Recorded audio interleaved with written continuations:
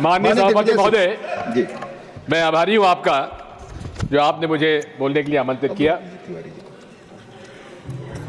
भारत 1947 में आज़ादी हमें मिली और तब साक्षरता कितनी थी और उच्च कोटि के शिक्षण संस्थाएं कितनी थी ये सर्वविदित है। लेकिन पिछले 78 वर्षों में जिस प्रकार से हमारे देश में साक्षरता बढ़ी है, शिक्षण संस्थाओं की गुणवत्ता बढ़ी है, वो अपने आप में ऐतिहासिक है।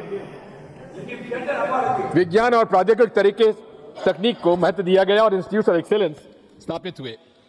मेरे मत से नीति में एक्सेस यानी पहुंच और एक्सेलेंस यानी गुणवत्ता आवश्यक है।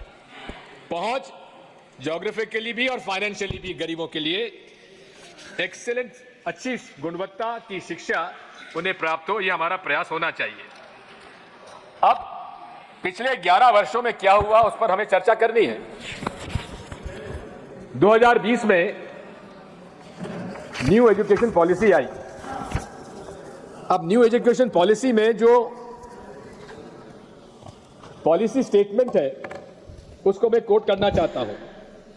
It aims at producing engaged, productive and contributing citizens for building an equitable, inclusive and plural society as envisaged in the Constitution. माननीय सभापति जी, क्या नई एजुकेशन पॉलिसी के क्रियान्वयन में इस पॉलिसी स्टेटमेंट का पालन हो रहा है? उस पर हमें देखना पड़ेगा। कस्तूरी रंगन जी की रिपोर्ट जो थी वो ड्राफ्ट कुछ और था और जो सरकार ने न्यू एजुकेशन पॉलिसी घोषित की वो कुछ और थी। 1986 में जब नई एजुकेशन पॉलिसी आई थी, मैं लोकसभा का सदस्य था उस समय।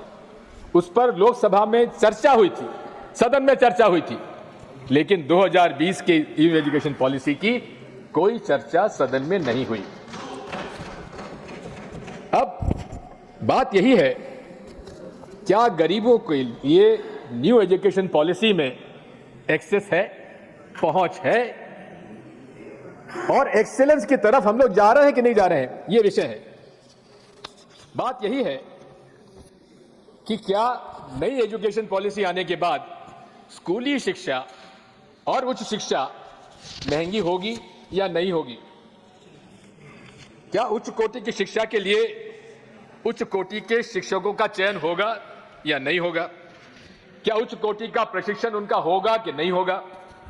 क्या उच्च कोटि की शिक्षा के लिए वाइस चांसलर्स व प्रोफेसर्स का चयन ठीक होगा कि नहीं होगा? इन सब बातों को लेकर हमें इस पर चर्चा करनी है। मैं आपसे निवेदन करना चाहता हूं कि न्यू एजुकेशन पॉलिसी में जो यूनिवर्सल एक्सेस का उद्देश्य बताया है, मैं उससे सहमत हूं और इसीलिए आंगनवाड़ी यानी कि 3 वर्ष से लेकर 18 वर्ष तक बच्चों के लिए यूनिवर्सल एक्सेस की नई शिक्षा पॉलिसी में उसका समावेश किया। मैं उसके पक्षधर हूं। लेकिन क्या विमेन चाइल्ड डेवलपमेंट, महिला बाल कल्याण व शिक्षा विभाग का जो कन्वर्जेंस होना चाहिए प्री प्राइमरी लिटरेसी में और बाद में, उस पर आज भी कंफ्यूजन है। 5 साल हो गए न्यू एजुकेशन पॉलिसी को। मैं कहना चाहता हूं कि बाल वाटिका में बच्चों को मिड डे मील पीएम पोषण से दिलाया जाता है जो एजुकेशन विभाग में है, और आंगनवाड़ी को सक्षम आंगनवाड़ी योजना से मिलता है। नेशनल गाइडलाइन और फंडिंग में असमानता है। शिक्षकों का प्रशिक्षण भी व्यवस्था अलग है। कहने का मेरा मतलब है कि अभी भी शिक्षा विभाग और महिला बाल विकास ने जो समन्वय करना चाहिए था, होना चाहिए था, वो नहीं हुआ है। मेरा ये सुझाव है माननीय मंत्री जी, इसे गंभीरता से लेने की आवश्यकता है और मैं निवेदन करूंगा माननीय प्रधानमंत्री जी इसमें एक मिशन मोड में इसको डालें और उस मिशन मोड के अंदर इसलिए डालें क्योंकि आज भी अगर आप देखेंगे तो गरीब गरीब होता जा रहा है, अमीर अमीर होता जा रहा है और इस देश में 52% जो गर्भवती महिलाएं हैं वो एनेमिक हैं। 39% बच्चे आज कुपोषित हैं। इन सबको विशेष तौर पर ध्यान देने की आवश्यकता है। मैं आपसे अनुरोध करना चाहता हूं, इस प्रकार से फाउंडेशन लिटरेसी और न्यूमरेसी की घोषणा की गई, हम उसके पक्षधर हैं। लेकिन माननीय प्रधानमंत्री जी ने जो अपना भाषण दिया था न्यू एजुकेशन पॉलिसी में, उन्होंने कहा था रीडिंग फ्लुएंसी को हम निरंतर रखेंगे, लेकिन उसको माननीय शिक्षा मंत्री जी आपने उसको छोड़ दिया।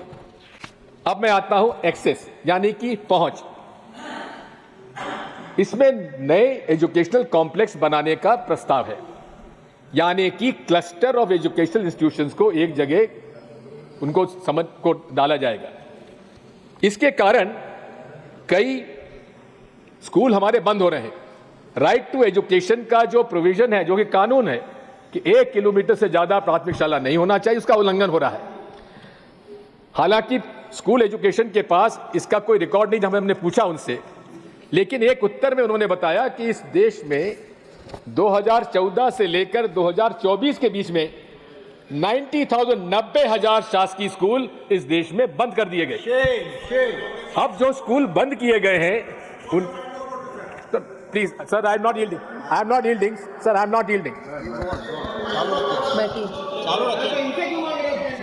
Not yielding, let me finish. माननीय तिवारी जी हमारी समिति के सदस्य हैं, उसमें हम लोगों की इसमें चर्चा हुई है, उनकी सहमति थी उसके अंदर। मैं इसी की बात कहना चाहता हूं कि जहां ग्रॉस एनरोलमेंट रेशियो बड़ा है, हम स्वीकार करते हैं, जीईआर बड़ा है, वहीं ड्रॉप आउट रेट कम हुई है, हम उसकी प्रशंसा करते हैं। लेकिन यदि जब जीईआर बड़ा है और ड्रॉप आउट रेट कम हुई है तो छात्रों की संख्या बढ़ी है, लेकिन छात्रों की संख्या जब बढ़ी है तो क्या शिक्षकों के पद बढ़े? क्या उसके लिए समग्र शिक्षा अभियान के अंतर्गत बजट बढ़ा है? बजट नहीं बढ़ पाया है। मैं आपसे अनुरोध करना चाहता हूं, यही नहीं है, मध्य प्रदेश का मैं आपसे कहना चाहता हूं, 30,000 स्कूल बंद किए गए और साथ में अब आप बताइए जो गरीबों के बच्चे शासकीय स्कूल में पढ़ते हैं वो कहां जाएंगे? वो निराश होकर उन्हें निजी स्कूलों में जाना पड़ेगा। और ये अब बताया जा रहा है कि लगभग 50,000 नए प्राइवेट स्कूल खुले हैं 2014 के बाद जो फीस लेंगे। इसका मतलब यह है कि जो हमारा एक शंका थी कि न्यू एजुकेशन पॉलिसी गरीबों के लिए महंगी होगी और साथ में शिक्षा के उच्च शिक्षा में भी कई कारण जो मैं बताऊंगा महंगा होगा। मैं अनुरोध करना चाहता हूं कि आरटीई में 3 साल से 18 साल, इसमें एनईपी में 3 साल से 18 साल तक का संकेत किया गया है और ड्राफ्ट पॉलिसी में भी ऐसा है। इसलिए अनुरोध करूंगा कि राइट टू एजुकेशन पॉलिसी में भी जो बच्चों का जो 6 साल से 14 साल तक का प्रावधान है उसे बढ़ाकर 3 साल से 18 साल तक किया जाए। मेरा ये भी आपसे प्रार्थना है कि हमें जो बच्चे स्किल दूसरे उसमें 8वीं कक्षा के बाद हमें इसका थोड़ा सा सर्वेक्षण करना चाहिए, काउंसलिंग करने की आवश्यकता है कि जिस बच्चे में जो हुनर है उसकी तरफ उसे स्किल डेवलपमेंट की तरफ लाना चाहिए। और स्किल डेवलपमेंट के लिए अभी जितने भी हमारे मिशन के कार्यक्रम हैं वो 18 साल के बच्चों के बाद है, इसलिए उसमें भी परिवर्तन करके उन्हें लगभग 14 साल के बाद ही स्किल डेवलपमेंट के लिए प्रोत्साहित करने की आवश्यकता है। माननीय सभापति जी, मुझे इस बात की आपत्ति है और दुख भी है कि ये देश जो कि सांप्रदायिक सद्भाव का एक उदाहरण है, जहां अनेकता में एकता का एक उदाहरण है, वहां एनसीईआरटी की कुछ किताबों में सांप्रदायिकता का संकेत नजर आते हैं। यही नहीं है, इतिहास को भी नए ढंग से प्रस्तुत करने का प्रयास है, गलत तरीके से। अब मैं थोड़ा सा जिक्र करना चाहता हूं किस प्रकार से हायर एजुकेशन में और एजुकेशन मिनिस्ट्री में भ्रष्टाचार पनप रहा है। नाक NAAC का ब्राइबरी स्कैंडल सर्वविदित है। जो व्यक्ति उसमें जिसको जेल हुई, जो जमानत पे है, उसकी नियुक्ति किसने की थी? उसकी नियुक्ति तत्कालीन वाइस चांसलर JNU जो अब आपने उनको प्रमोट कर कर यूनिवर्सिटी ग्रांट्स कमीशन का चेयरमैन बना दिया। उनके द्वारा उनकी नियुक्ति की गई थी और नियुक्ति हो जाने के बाद डायरेक्टर मैनेजमेंट स्टडीज की नियुक्ति की गई और डायरेक्टर मैनेजमेंट स्टडीज की नियुक्ति वहां हो जाने के बाद जब यूनिवर्सिटी ग्रांट्स कमीशन के चेयरमैन बने वहां के वाइस चांसलर, तो उन्होंने उन्हीं महाशय को नैक में अपॉइंटमेंट दे दिया, क्योंकि नैक के गवर्निंग काउंसिल के अध्यक्ष कौन है? यूनिवर्सिटी ग्रांट्स कमीशन के चेयरमैन काउंसिल। यानी कि कुछ समझौता या समन्वय या जो भी पार्टनरशिप हो वो उन दोनों में नजर आती है। दूसरी बात मैं आपसे निवेदन करना चाहता हूं, इसी प्रकार मध्य प्रदेश के 3 मेरे पास केसेस ऐसे हैं। राजीव गांधी प्रौद्योगिकी विश्वविद्यालय वाइस चांसलर सुनील कुमार ने 19 करोड़ 48 लाख गवर्नमेंट अकाउंट से अपने प्राइवेट अकाउंट में ट्रांसफर कर दिए, पकड़े गए। उसी प्रकार से जीवाजी यूनिवर्सिटी में vice chancellor doctor Avinash Tiwari और उन्होंने एक फेक कॉलेज को डिग्री दे दी, फेक कॉलेज में डिग्री दे दी उन्होंने। जब वहां के गवर्नर को मालूम पड़ा तो उनको इस्तीफा देने के लिए मजबूर किया गया और उसमें उनके खिलाफ प्रकरण दर्ज किया गया। इसी प्रकार वाइस चांसलर माखनलाल चतुर्वेदी राष्ट्रीय पत्रकारिता विश्वविद्यालय भोपाल, जिसके चेयरमैन उपराष्ट्रपति जी हैं, वहां करप्शन और फाइनेंशियल इरेगुलरिटीज का एम्बेजलमेंट में 2 करोड़ 65 लाख का भ्रष्टाचार करने का उन पर मुकदमा कायम हुआ और मुकदमा कायम होने के बाद वो वहां से भागे और उसके बाद उन्हें हरियाणा का वहां पर उन्हें स्टेट हायर एजुकेशन काउंसिल का चेयरमैन बना दिया गया। माननीय सभापति जी, आईआईटीज इस देश में स्थापित किए थे पंडित जवाहरलाल नेहरू ने, जिनके कारण आज पूरे विश्व में नाम है भारत के इंजीनियर्स का। आईआईएम्स के माध्यम से हमारे नाम है हमारे भारत का, जिसको कि पंडित जवाहरलाल नेहरू ने कहा था these are the temples of the modern India. वहां पर एक ऐसे व्यक्ति की नियुक्ति हुई है जो कहते हैं कि आईआईटी डायरेक्टर मंडी, वो कहते हैं कि जो अब नड्डा जी आप तो इसको समझ लीजिए कि वहां आईआईटी का डायरेक्टर मंडी का कहता है क्या यहां पर जो भूमि स्खलन हो रहा है, इरोजन हो रहा है, वो इसलिए हो रहा है कि यहां के लोग मीट खाते हैं। आप बताइए, मीट खाने वाला व्यक्ति जो है उसकी वजह से वहां पर हिमाचल प्रदेश में आपके राज्य प्रांत में इरोजन हो रहा है। अब आप समझ लीजिए, इसी के साथ साथ और भी बातें थी। एक एनआईटी के प्रोफेसर दक्षिण भारत के, उन्होंने कह दिया कि नाथूराम गोडसे ये राष्ट्रभक्त थे। ये विचारधारा किस प्रकार से विचारधारा से प्रभावित होकर न्यू एजुकेशन पॉलिसी लागू की जा रही है, हमें इस बात की आपत्ति है। मैं आपसे उदाहरण 2 का और देना चाहता हूं। इसी में एनसीईआरटी में इस बार कल लगभग 20% कंसेशन पे टेक्स्ट बुक बांटी गई। कारण यह है कि वहां पर उन्होंने इस बात का ध्यान दिया कि निष्पक्षता से कागज की खरीद होना चाहिए। मैंने जब उनसे पूछा तो उन्होंने बताया कि इस भाव में कागज खरीदा गया। तो मैंने उनसे पूछा कि पिछले 5 सालों में क्या रेट से कागज खरीदा गया। आज तक उसका मुझे उत्तर नहीं मिला है, लेकिन मुझे इसकी जानकारी मिली है कि भारी भ्रष्टाचार खरीद में होता है। मैं इसी के साथ साथ 2 ऐसे उदाहरण देना चाहता हूं। एक उदाहरण है एक ऑटोनोमस माइनॉरिटी इंस्टीट्यूशन जो देश में विख्यात है, saint Stephen's college. Saint Stephen's college के प्रिंसिपल जो कि 5 साल से वहां कार्यरत हैं, उनको 5 साल के बाद नियुक्ति के अधिकार उनको नहीं दे रही है दिल्ली यूनिवर्सिटी के। यहां पर वाइस चांसलर उन्हें नियुक्ति के अधिकार नहीं दे रही है, प्रमोशन रोक दिए गए हैं।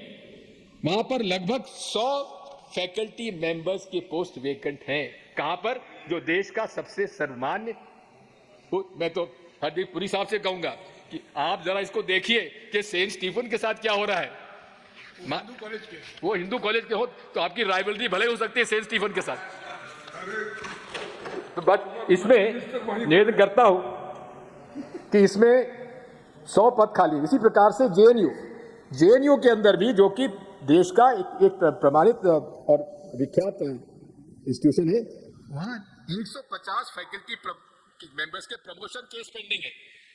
30 फैकल्टी एलिजिबल एसोसिएट प्रोफेसर अब भी असिस्टेंट प्रोफेसर बने हुए हैं। 30 फैकल्टी एलिजिबल प्रोफेसरशिप के लोग अभी भी असिस्टेंट प्रोफेसर बने हुए हैं। 50 फैकल्टी एलिजिबल फॉर प्रोफेसरशिप के वो अभी भी एसोसिएट प्रोफेसर बने। यानी कि कुछ तो ऐसे लोग हैं कि उनके छात्र वो उनके सीनियर हो गए। ये हालत है जेएनयू की, क्योंकि जेएनयू एक ऐसी संस्था है जो गरीबों को, गरीब परिवार के बच्चों को उच्च श्रेणी की शिक्षा देती है, जिसके साथ ये समझौता किया गया है। मैं ये भी कहना चाहता हूं कि यूनिवर्सिटी ग्रांट्स कमीशन पहले ग्रांट दिया करता था, लोन नहीं देता था। अब नीति परिवर्तित की गई है और हायर एजुकेशन फाइनेंसिंग अथॉरिटी का गठन किया गया है। इसका मतलब यह है कि यूनिवर्सिटी ग्रांट्स कमीशन अब कोई ग्रांट नहीं देगा। हैफा के माध्यम से आप लोन लीजिए और लोन लीजिए यानी कि लोन पटाइए। अब लोन पटाने के लिए उनको तो फीस बढ़ानी पड़ेगी। फीस जब बढ़ानी पड़ेगी तो प्राइवेट यूनिवर्सिटीज तो फीस बढ़ाएंगी और सरकारी यूनिवर्सिटीज को भी बढ़ानी पड़ेगी। मैं आपसे अनुरोध करना चाहता हूं कि इसमें विशेष तौर पर ध्यान देने की आवश्यकता है और यूनिवर्सिटी ग्रांट्स कमीशन को जो अधिकार था ग्रांट देने का वो कायम रखना चाहिए। अब स्कॉलरशिप्स में भी जूनियर रिसर्च फेलोशिप पेमेंट्स जो कि मिलना चाहिए वो महीनों तक उनको नहीं मिल पाते हैं। National living science talent search examination जो कि बजट के कमी कारण बंद कर दी गई है। NSTSC जो कि स्कॉलरशिप और ग्रेड 9 के बच्चों को प्रोत्साहन देता था वो भी बंद कर दिया गया। Maulana Azad national fellowship scholarship for students minority community जो कि लॉन्च हुई थी उसको भी 2020 से समाप्त कर दिया गया। अब माननीय सभापति महोदय, कभी भी कोई टैक्स सरकारी यूनिवर्सिटीज पे नहीं लगता था। अब जीएसटी आने के बाद सरकारी यूनिवर्सिटी से भी जीएसटी ली जा रही है। सरकारी 18% शिक्षा बेचने का ये न्यू एजुकेशन पॉलिसी है। ये इसी के साथ साथ मैं निवेदन करना चाहता हूं, मेरा यह सुझाव है कि टेक्स्ट बुक और रिसर्च के जो भी इक्विपमेंट और सामान है और सरकारी और प्राइवेट यूनिवर्सिटीज पर जीएसटी और सारे टैक्सेस माफ होना चाहिए, हम लोग डिमांड करते हैं। रिसर्च पर भी विशेष तौर पर ध्यान देने की आवश्यकता है। पहले एक जमाने में जितना रिसर्च पर खर्च होता था वो रिसर्च धीरे धीरे कम होता जा रहा है। 9% शेयर जो इंडिया का एक्सपेंडिचर था रिसर्च डेवलपमेंट पे यूनिवर्सिटीज का, उसमें भी कमी की गई है। नीति आयोग ने खुद ने ये रिपोर्ट दी है कि इसमें इनोवेशन और कमर्शियल रिसर्च पर ज़्यादा खर्च करने की आवश्यकता है, जो कि नहीं हुआ है। 2021-22 में स्टेट यूनिवर्सिटी को 40% पीएचडी स्टूडेंट्स को ये दिया जाता था, लेकिन अब स्टेट यूनिवर्सिटीज़ को इसमें लाभ नहीं दिया जा रहा है। मैं अंत में इतना ही कहना चाहता हूँ माननीय सभापति महोदय कि इस बारे में रिसर्च में जो हमारे रिसर्च साइंटिस्ट हैं जिनको पेटेंट की राशि मिलती है उस पर भी कोई टैक्स नहीं लिया जाना चाहिए। एज एन इंसेंटिव उनको अपने पेटेंट से रॉयल्टी मिलती है, उसको रखने के लिए मौका दिया जाना चाहिए। माननीय सभापति महोदय, आई विल कंक्लूड। हालांकि मोदी जी कहते हैं सबका साथ, सबका प्रयास, सबका साथ, लेकिन करते हैं कुछ लोगों का विकास। शिक्षा के अंदर भी आप देखेंगे सांप्रदायिक रंग दिए जाने के संकेत है, करिकुलम में भी सांप्रदायिकता के संकेत है, नियुक्ति में भी भेदभाव किया जा रहा है। अब आप विश्वगुरु बनना चाहते हैं। आप जब तक सुशिक्षित भारत नहीं बनाएंगे तब तक विकसित भारत नहीं होने वाला, माननीय सभापति महोदय। और इसीलिए मैं आपसे अनुरोध करता हूं कि आज हालत यह है कि 1947 में 2 देश आजाद हुए, एक पाकिस्तान हुआ और एक भारत हुआ। पाकिस्तान ने कौन सा रास्ता चुना? थियोक्रेटिक, यानी कि थियोक्रेटिक स्टेट चुना जो धर्म के आधार पर था। आज की हालत देख ली, उसकी हालत क्या है। दूसरी तरफ भारत ने लिबरल मॉडर्न सेक्युलर डेमोक्रेसी चुनी और आज हम लोग कहां पहुंचे हैं। इसलिए साथ मैं आपसे अनुरोध करना चाहता हूं कि विचारधारा की लड़ाई हमारी है और माननीय सभापति जी, विचारधारा के आधार पर यही देश में आज संघर्ष चला हुआ है, जिस संघर्ष में हम पूरे तरीके से उन लोगों के साथ हैं जो पूरे देश में सबका साथ, सबका विकास और सब लोग एक साथ लोग काम करेंगे और सबको सुशिक्षित करेंगे, एक्सेस देंगे, क्वालिटी एजुकेशन देंगे, तब हम लोग उसमें विकास कर पाएंगे। आखिर में मैं इतना आपसे कहना चाहता हूं, हमारे पुरी साहब, हाजी पुरी साहब इस बारे में ध्यान रखते होंगे, एक पाकिस्तान की मशहूर शायरा है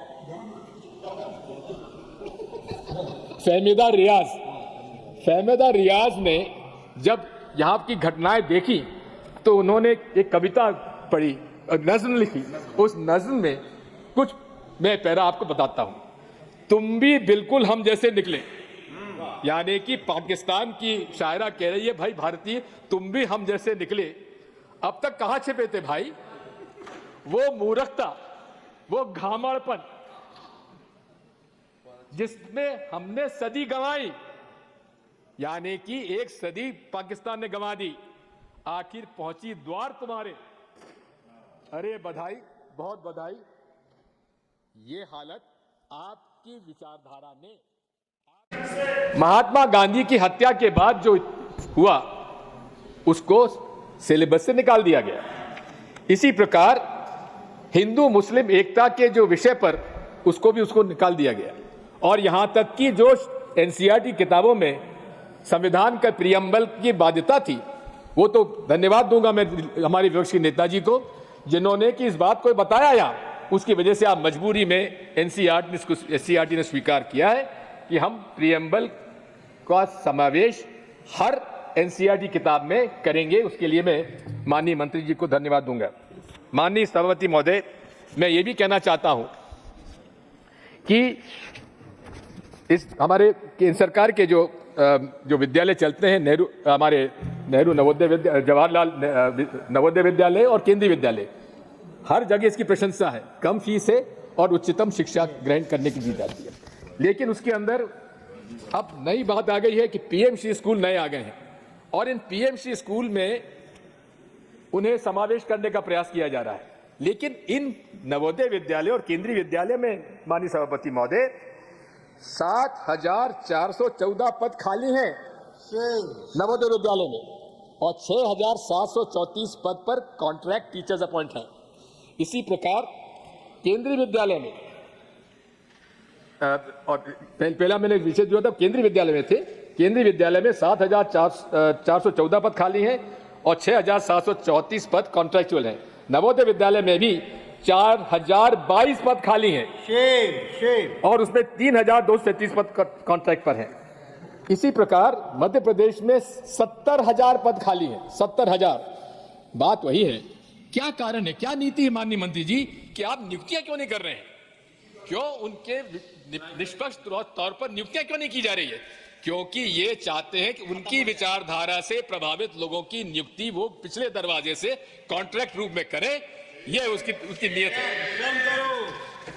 मैं आपसे पूछना चाहता हूं, प्रशिक्षण पर महत्व दिया गया है एनईपी में, लेकिन क्या कॉन्ट्रैक्ट टीचर्स को आप कोई ट्रेनिंग देंगे? और कॉन्ट्रैक्ट पे टीचर्स को ट्रेनिंग नहीं दी तो कितने दिन की ट्रेनिंग आप देंगे और कब तक वो काम करेंगे? इसका कोई उल्लेख नहीं है। माननीय पीएमसी स्कूल का मैंने उल्लेख किया। पीएमसी स्कूल जो इंफ्रास्ट्रक्चर के लिए दिए गए थे और राज्य सरकारों के शिक्षक को दिए जाना चाहिए था, लेकिन उन्होंने उसमें नवोदय विद्यालय के 661 में से 621 उसमें शामिल कर लिए और केंद्रीय विद्यालय के 1256 में से 869 शामिल कर लिए। इसका क्या औचित्य था माननीय सभापति महोदय? नवोदय विद्यालयों की मांग बढ़ रही है। अभी ये नीति आपकी थी कि नवोदय विद्यालय जो है हर जिले में स्थापित किए जाएंगे। अब पूरे देश में ऐसे भी जिले हैं जहां एक असेंबली कॉन्स्टिट्यूंसी है और ऐसे भी जिले हैं जहां 10 कॉन्स्टिट्यूंसी है। इसलिए इसको जिले के आधार पर ना होकर जनसंख्या के आधार पर आप इसकी नीति बनाएं। अभी आज जो हालात हैं उसमें लगभग 21 लाख की जनसंख्या पर एक नवोदय विद्यालय है। मेरा यह सुझाव है उसे 21 लाख से घटाकर 15 लाख की जनसंख्या के आधार पर और ज्योग्राफिकली उसको देखकर नवोदय विद्यालय स्थापित किया जाए, क्योंकि नवोदय विद्यालय की मांग है। मैं ये भी कहना चाहता हूं कि माननीय सभापति महोदय, जिन लोगों ने, जिन प्रांतों ने पीएम श्री के समझौते पर दस्तखत नहीं किए, ये कॉन्करेंट सब्जेक्ट है हमारे फेडरल कॉन्स्टिट्यूशन का, लेकिन जिन प्रांतों ने पीएम श्री के स्कूल चालू करने पर समझौता नहीं किया, उनका समग्र शिक्षा अभियान का पैसा रोक दिया गया। ये हमारे संवैधानिक अधिकारों का हनन है, और जिसमें कि बंगाल के 1000 करोड़ रोक दिए गए, केरल के 859 करोड़ रुपए रोक दिए गए, और तमिलनाडु के 2152 करोड़ रुपए रोक दिए गए। ये क्या कारण है माननीय मंत्री जी? ये आप संविधान की कॉन्करेंट जो अधिकार है राज्यों का, उसका हनन कर रहे हैं, इसलिए आप उसको तत्काल उनके पैसा रिलीज करिए। अब मैं आता हूं हायर एजुकेशन पे माननीय सभापति जी। केंद्रीय विश्वविद्यालयों में भी 5410 पद खाली हैं, वहां भी कॉन्ट्रैक्ट अपॉइंटमेंट है। अब आप बताइए, ये जाने माने तरीके से अपने लोगों को बैकडोर से एंट्री कराने का ये कुटिल योजना है, प्रयास है। मैं ये भी निवेदन करना चाहता हूं कि क्या इससे हमारे एसटी, एससी, ओबीसी के लोगों को उनकी नियुक्तियों का हनन नहीं हो रहा है? क्या उनके कॉन्स्टिट्यूशन के अधिकारों का हनन नहीं हो रहा है? इसका उत्तर माननीय मंत्री जी को देना चाहिए। नियुक्तियां तत्काल करें ताकि एससी, एसटी, ओबीसी के जो हमारे छात्र लोग हैं उनको उसमें मौका मिले। आईआईटी फैकल्टी में माननीय सभापति महोदय, शेड्यूल्ड ट्राइब से उनके अधिकार जितना है उसका 1%, केवल 1% आदिवासी फैकल्टी में है, और केवल 5% अनुसूचित जाति का है, और केवल 10% ओबीसी का है। यानी कि हमारे कानून का भी उल्लंघन और संवैधानिक जो प्रावधान उसका भी उल्लंघन किया जा रहा है। अब मैं अनुरोध करना चाहता हूं वाइस चांसलर्स की नियुक्तियों के लिए दिसंबर 2024 तक 10 पूर्णकालिक वाइस चांसलर्स के पद रिक्त हैं। माननीय मंत्री जी, आपको नियुक्त करना है सेंट्रल यूनिवर्सिटीज में, फिर ये 10 पद क्यों रिक्त कर रखे गए? डायरेक्टर एडवांस स्टडीज का पद अगस्त 2021 से रिक्त है। बीएचयू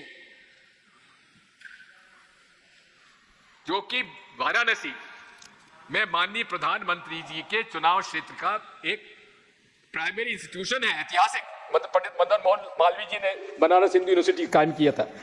वहां के एग्जीक्यूटिव काउंसिल डिफंक्ट है।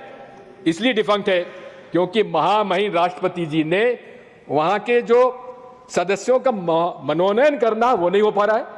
और उसमें क्या दिक्कत है? आपको मनोनयन करिए ताकि वहां पर वो काम हो सके। इसलिए नहीं किया जा रहा है ताकि वाइस चांसलर को इमरजेंसी पावर्स के अंतर्गत अधिकार दिए जाएं कि जो उनको करना करे, वो किसी के प्रति जवाबदार नहीं होंगे। माननीय सभापति महोदय, ये भी एक बात है कि हम लोग इंस्टीट्यूट्स ऑफ एक्सीलेंस, प्रोमिनेंस, उसमें भी हम लोग आज समझौता कर रहे हैं। जवाहरलाल नेहरू यूनिवर्सिटी आज विश्व में और देश में सोशल साइंसेस, ह्यूमैनिटीज और लैंग्वेजेस के लिए प्राइम इंस्टीट्यूशन है। वहां पर भी कौन सा वाइस चांसलर नियुक्त होता है? जो आईआईटी का प्रोफेसर है टेक्निकल, उसको वहां अपॉइंट किया जाता है। क्या आपको ह्यूमैनिटीज, सोशल साइंसेस, लैंग्वेजेस में कोई योग्य प्रोफेसर नहीं मिले जो कि वहां नियुक्त किए जा सके?